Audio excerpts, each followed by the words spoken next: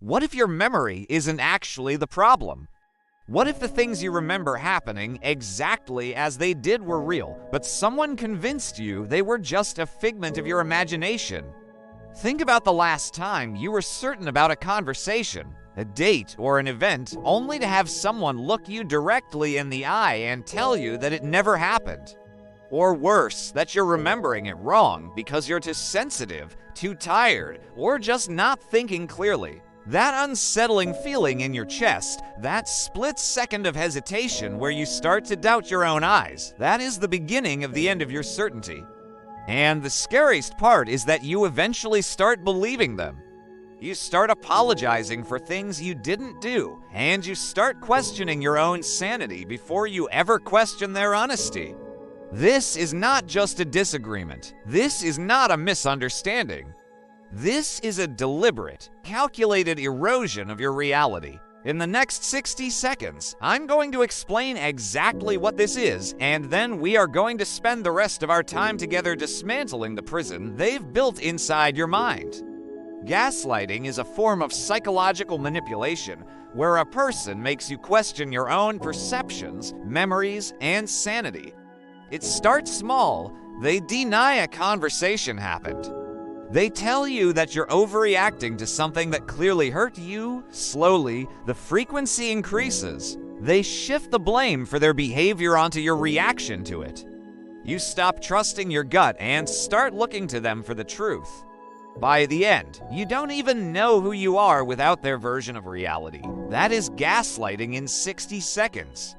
But to truly heal, we have to look deeper into the shadows because knowing the definition is only the first step.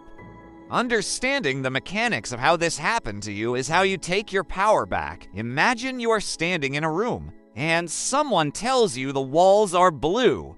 You look at them and say, "No, the walls are white."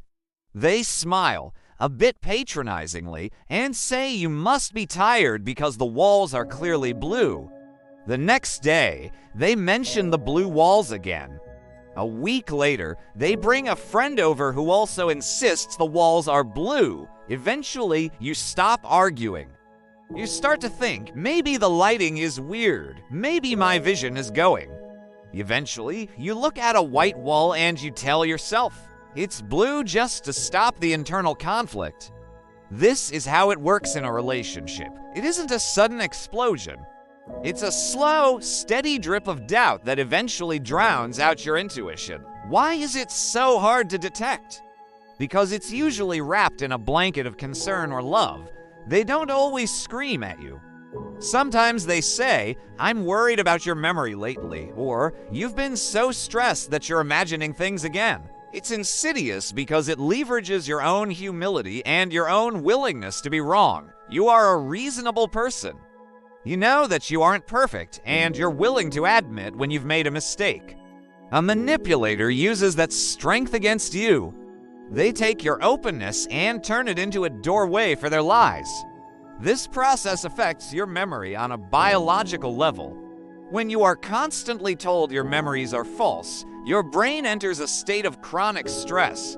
Your cortisol levels spike. The part of your brain responsible for memory, the hippocampus, actually begins to struggle under the weight of this constant cognitive dissonance. You find yourself unable to concentrate. You feel like you have brain fog. You might even find yourself recording conversations or writing things down just to prove to yourself that you aren't crazy. If you've ever found yourself scrolling through old text messages just to confirm that a conversation actually took place, you have been a victim of this. You weren't being obsessive. You were trying to save your mind from being deleted. A common myth is that only weak or unintelligent people fall for this. In fact, the opposite is often true. Highly intelligent, empathetic, and resilient people are frequently targeted because they are the ones who will try the hardest to understand the other person's perspective. You tried to find the logic. You tried to bridge the gap.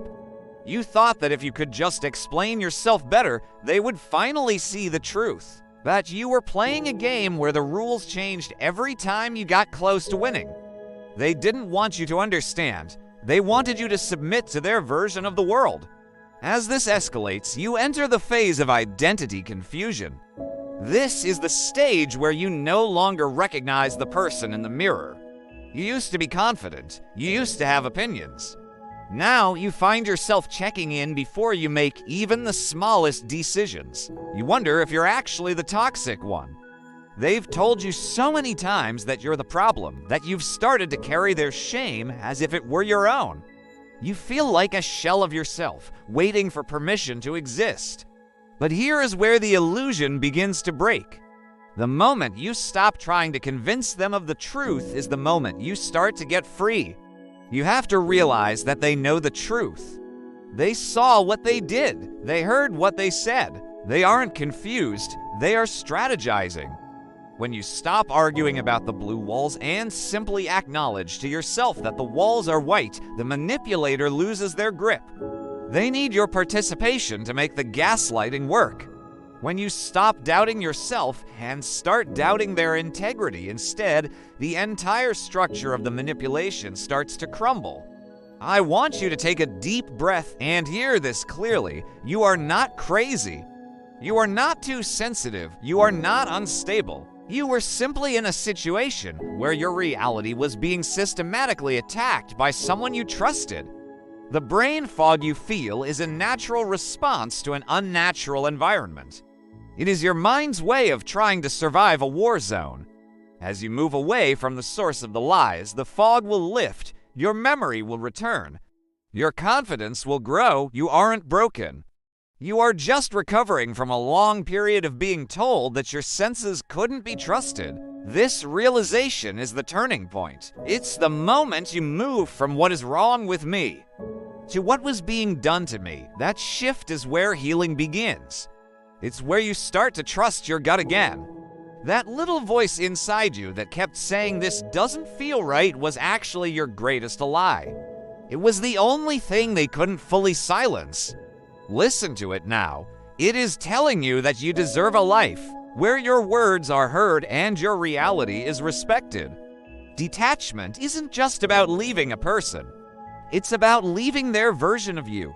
It's about deciding that you are the sole authority on your own life experiences. You don't need them to admit they lied to know that they did. You don't need a confession to have closure. Your closure is the peace you feel when you finally stop trying to make sense of their nonsense. You have been through a psychological battle, and you have made it to the other side. Every day that you choose to trust yourself is a victory. Every time you say, "I know what I saw," you are rebuilding the foundation of your identity. You are stronger than the lies. If this resonates with you, please know that you are part of a community that understands. You don't have to navigate this alone. Subscribe to join our community at Toxic Relationship Recovery. Your peace is worth it.